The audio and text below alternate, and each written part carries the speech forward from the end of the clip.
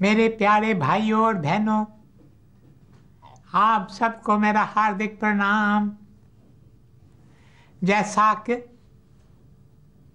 कल हमने देखा कि नाथ मुनि का एक सुंदर और सुशील बेटा था। पिता के प्राण अपने बेटे में बसे थे, किंतु ईश्वर मुनि के विवाह के कुछ समय बाद अचानक उसका देहांत हो जाता है। पिता के दिल को गहरी चोट लगती है। इस चोट में भी प्रभु का कोई राज छिपा था। एक एक बात जो हमारे जीवन में घटती है, उसमें प्रभु का कोई राज समाया रहता है। कई बार जब हमारे दिल को चोट लगती है तो प्रभु की कृपा की गंगा हम पर बरसती है, जिससे हमारी सोई हुई आत्मा जाग उठती है। गुरुदेव साधु वासवानी जी ने आध्यात्मिक जीवन पर कई उपदेश दिए हैं। उनमें एक से अधिक उपदेशों में उन्होंने इस बात पर जोर दिया है कि हमारे भीतर चेतना है। इस समय हमारी चेतना सोई हुई है। हम में से एक एक के लिए आशा है। हमने चाहे कितने ही पाप क्यों न किए हों, चाहे हम गफलत की गहरी निद्रा में सोए हुए क्यों न हों, किंतु फिर भी एक एक के भीतर चेतना है जो इस समय सोई हुई है। एक दिन वह सोई हुई चेतना जागृत होगी। कई बार यह सोई हुई चेतना तब जागृत होती है जब हमारे दिल पर कोई चोट लगती है, जब हमें किसी दुख का चाबुक लगता है, जब हमारा कोई प्रिय व्यक्ति हमसे छिन जाता है, या व्यापार में हमें नुकसान पड़ता है, या हमारी सेहत खराब हो जाती है। इस तरह अलग अलग प्रकार से प्रभु हमारे पास दुख भेजकर हमें अपनी ओर खींचते हैं। नाथ मुनि, उनका इकलौता पुत्र जिसमें उनके प्राण बसते थे, और ऐसे पुत्र में प्राण क्यों न बसते।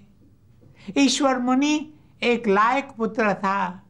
जब वह परलोक सिधार जाता है तो नाथ मुनि के दिल को गहरी चोट लगती है, और इस चोट से उसकी सोई हुई चेतना जाग उठती है। अब वे अपना अधिक समय एकांत में बिताने लगे। वे कभी किसी पेड़ के नीचे ध्यान करने बैठ जाते, तो कभी किसी नदी के किनारे, कभी कभी तो वे किसी छोटी सी पहाड़ी पर जा बैठते और बार बार स्वयं से पूछते, इस जीवन का अर्थ क्या है? What is the meaning of the mystery of this endless adventure of existence? हम यहाँ किस लिए आए हैं? यह पृथ्वी जो एक चल चलाई का खेल है, यहाँ कोई नहीं टिक सकता। इसका क्या कारण है? हम यहाँ किस लिए आए हैं? हम कहाँ से आए हैं और कहाँ हमें जाना है? हंसा कहो पुरातन बात, कौन देश से आयो हंसा, उतरियो कौने घाट।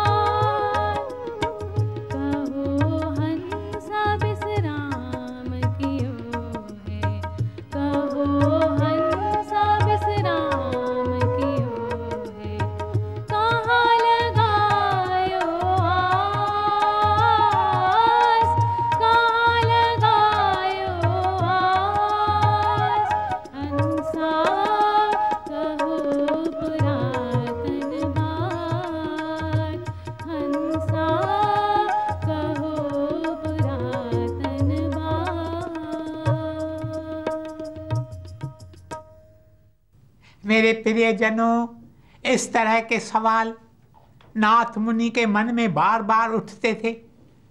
फिर एक दिन इन बातों को लेकर वे एक वृक्ष के नीचे ध्यान में बैठे अपने भीतर डुबकियां लगा रहे थे कि तभी वहां से एक गायक गुजरता है, अ मिन्स्ट्रेल ऑफ गॉड।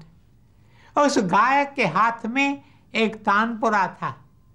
उस तानपुरा को बजाते हुए वह गाकर सुना रहा था कि इस जीवन का अर्थ क्या है। उस गीत की केवल 10 पंक्तियां थीं, किंतु नाथ मुनि समझ जाते हैं कि इन 10 पंक्तियों में उनके सारे प्रश्नों का उत्तर समाया है। वे तुरंत उठकर उस गायक के पास जाते हैं और पूछते हैं, यह गीत किसने लिखा है? तब गायक उन्हें बताता है कि मैं एक गांव से आ रहा हूं। उस गांव में 2 सदी पहले एक संत ने जन्म लिया था। वे आलवार थे। उनके मुखारबिंद से यह गीत निकलता था। मुझे इनके कुछ गीत याद हैं। मैं जहां भी जाता हूं यही गीत गाता रहता हूं। तब नाथ मुनि के मन में विचार उठता है कि प्रभु ने मुझे यहाँ इसलिए रखा है ताकि मैं इस वाणी को एकत्रित करूं। आलवरों की वाणी जो बिखरी हुई थी, और ऐसा कहा जाता है यदि नाथ मुनि ने यत्न नहीं किया होता तो यह वाणी लुप्त हो जाती। अब नाथ मुनि इस वाणी की तलाश में निकल पड़ते हैं। वे गांवों में जाते हैं, नगरों में जाते हैं, उन्हें आलवरों के बारे में जानकारी प्राप्त होती है। फिर वे उन 12 आलवरों की पवित्र वाणी को इकट्ठा कर लेते हैं। इस काम को करने के लिए उन्हें कई तकलीफों और कष्टों का सामना करना पड़ता है। जहाँ भी उन्हें ज़रा भी सूचना मिलती थी, वे जानकारी हासिल करने के लिए लोगों के घर में घुस जाते और हाथ पैर जोड़कर आलवरों की वाणी के बारे में जानकारी हासिल कर लेते थे। कुल 4000 गीतों को वे एकत्रित करते हैं। हो सकता है कुछ गीत शायद गुम हो गए हों, किंतु फिर भी 4000 गीत एकत्रित कर वे उनके 4 पुस्तक बनाते हैं और एक एक पुस्तक को वेद कहने लगे। वे कहते हैं ये दक्षिण भारत के 4 वेद हैं।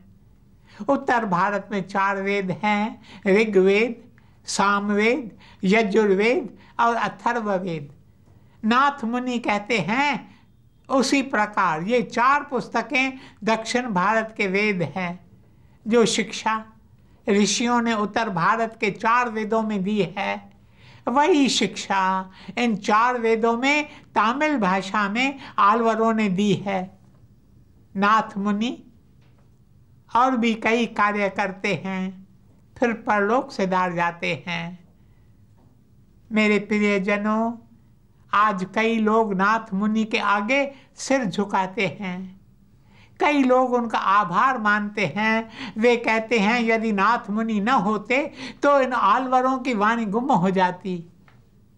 मेरे प्यारे भाइयों और बहनों, मैंने आपको बताया था कि नाथ मुनि का एक पुत्र था जिसका नाम था ईश्वर मुनि। ईश्वर मुनि का विवाह होता है और विवाह के बाद वह अपनी धर्मपत्नी के साथ तीर्थ यात्रा करने निकलता है। अब वह वृंदावन के पास एक गांव में यमुना नदी के किनारे आकर बैठता है। तब उसकी पत्नी वहां गर्भवती होती है। फिर कुछ समय बाद अचानक ईश्वर मुनि का देहांत हो जाता है। ईश्वर मुनि के देहांत के बाद उसकी पत्नी एक पुत्र को जन्म देती है। तब बालक के दादा नाथ मुनि उस पर नाम रखते हैं यमुनाचार्य, क्योंकि he is conceived when the mother and father are dwelling on the banks of the Yamuna river near Vrindavan.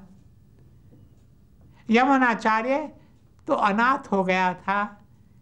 एक तरफ उसके पिता का देहांत हो गया था और दूसरी ओर उनके दादा सन्यासी बनकर रटन कर रहे थे।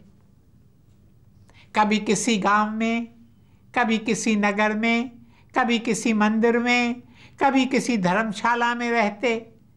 यमुनाचार्य को तो उनकी कोई खबर ही नहीं थी। उसका पालन पोषण उसकी माँ और उसकी दादी माँ कर रही थी। दोनों किसी तरह काम करके अपने बच्चे का पेट भर रही थी। वे देखती हैं कि बालक बहुत बुद्धिमान है, इसलिए खुद को भूखा रखकर उसे पढ़ने के लिए भेजते हैं।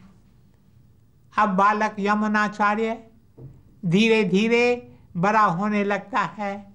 माँ और दादी को काफ़ी कष्ट झेलने पड़ते हैं। दादी अपनी बहू से कहती है, ये कुछ ही साल कष्ट के हैं जो बीत जाएंगे। मैं देख रही हूँ जब यमुनाचार्य ढेर सारा धन कमा कर आएगा और हमारी सारी तमन्नाएं पूरी करेगा। मेरे प्यारे भाई और बहनों, गुरुदेव साधु वासवानी जी की माता जी भी ऐसा ही कहा करती थी। उन्होंने भी अपने बेटे को ऊंची शिक्षा दिलाने के लिए काफ़ी कष्ट झेले थे। गुरुदेव कहते थे, माता जी कई दिन चने खाकर ही गुजार लेती थीं। वे गुरुदेव से कहती, तुम ऊंची शिक्षा प्राप्त करो, क्योंकि मेरी सारी उम्मीदें तुम पर ही टिकी हैं। माता जी जानती थी कि बालक ऊंची शिक्षा प्राप्त कर अच्छी नौकरी करेगा, उसे ऊंचा पद मिलेगा और वह ढेर सारे पैसे कमा कर लाएगा। उसी तरह यमुनाचार्य की दादी भी अपने पोते पर आस लगाए बैठी थी। अब बालक स्कूल जाने लगता है। उस गांव में एक विद्वान रहते थे जिनका नाम था भाषाचार्य। उन्हें के स्कूल में यमुनाचार्य पढ़ने लगता है। उसके गुरु देखते हैं कि यमुनाचार्य एक बुद्धिमान बालक है। वे उसे बहुत प्यार करने लगते हैं। यमुनाचार्य के साथी भी उससे बहुत प्रेम करते थे। कई बार गुरु को जब किसी काम से गांव से बाहर जाना पड़ता तो यमुनाचार्य विद्यार्थियों को पढ़ाता था। गुरु जब बाहर जाते थे तो विद्यार्थी बहुत खुश होते थे, क्योंकि यमुनाचार्य के पढ़ाने से विद्यार्थियों को पाठ समझने में आसानी होती थी। मेरे प्यारे भाइयों और बहनों, भाषाचार्य का स्कूल मदुराई में था। मदुराई के राजा के दरबार में एक पंडित था। वह बहुत बुद्धिमान था और बहस करने में बहुत माहिर था, किंतु उसे अपनी विद्या पर बहुत अभिमान था। मेरे प्रियजनों, जहाँ अभिमान होता है वहाँ प्रभु का एहसान नहीं होता। जिस व्यक्ति को अभिमान होता है वह अवश्य ही चोट खाता है। प्राइड गोएथ बिफोर अ फॉल, यह जीवन का नियम है। माया तजी तो क्या भया, मान तजा न जाए।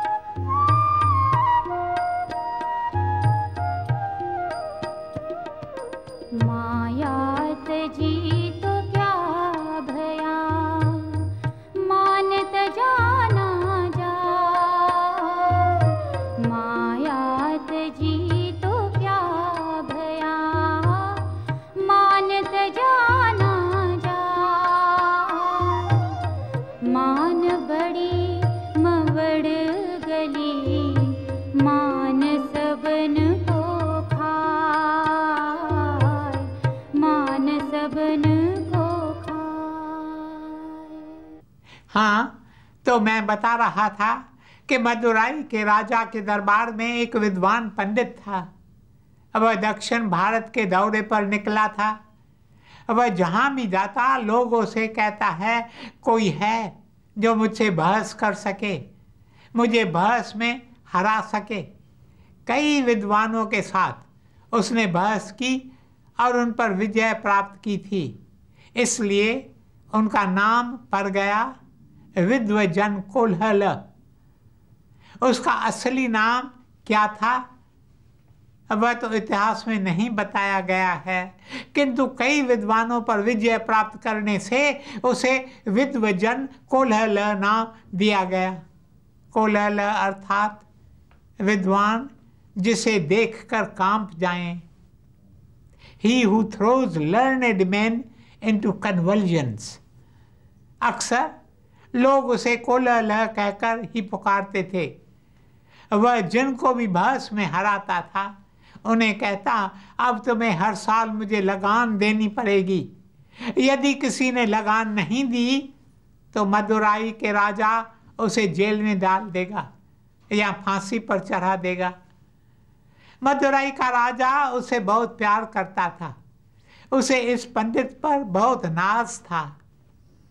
वह सोचता था कि यह पंडित उसके दरबार का एक चमकता हुआ सितारा है। यह कितना विद्वान है, अन्य कोई विद्वान उसके आगे टिक नहीं पाता। यमुनाचार्य के गुरु भाषाचार्य को भी इस पंडित ने बहस में हराया था, इसलिए उन्हें भी हर साल कोल्हल को लगान देनी पड़ती थी। अब भाषाचार्य की आर्थिक हालत बहुत खराब थी, इसलिए वह लगान नहीं दे पा रहा था।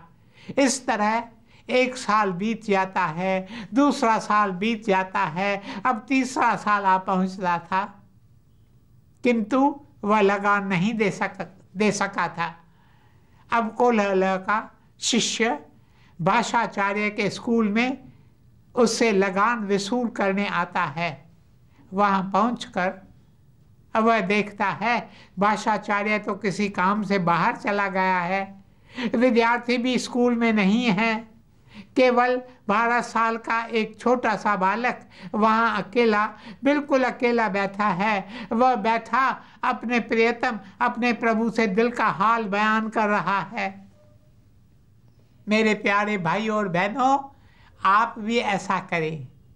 कई लोग कहते हैं हम अकेले हो गए हैं, हम अकेलेपन से तंग आ गए हैं। मैं कहता हूँ आप भाग्यशाली हैं। आप अकेले हो गए हैं। जब आपके पास कोई व्यक्ति नहीं होता उस समय आपके पास कितना सुंदर अवसर होता है, अ ग्रेट अपॉर्चुनिटी। उस समय आप अपने प्रियतम, अपने प्रभु को अपने दिल का हाल सुनाएं, उसे प्यार से, प्रेम से, भक्ति से बातें करें। जिस तरह एक मित्र दूसरे मित्र से बातें करता है और कुछ नहीं तो प्रभु को पुकारें और उनसे भक्ति का खजाना मांग लें, जिस खजाने के बिना कोई इंसान अमीर नहीं हो सकता। 4 लोक सुख ना चाहूं, न इंद्रलोक जाऊं, ना चाहूं शक्ति, ना चाहूं मुक्ति, एक तेरे कमल चरण की भक्ति।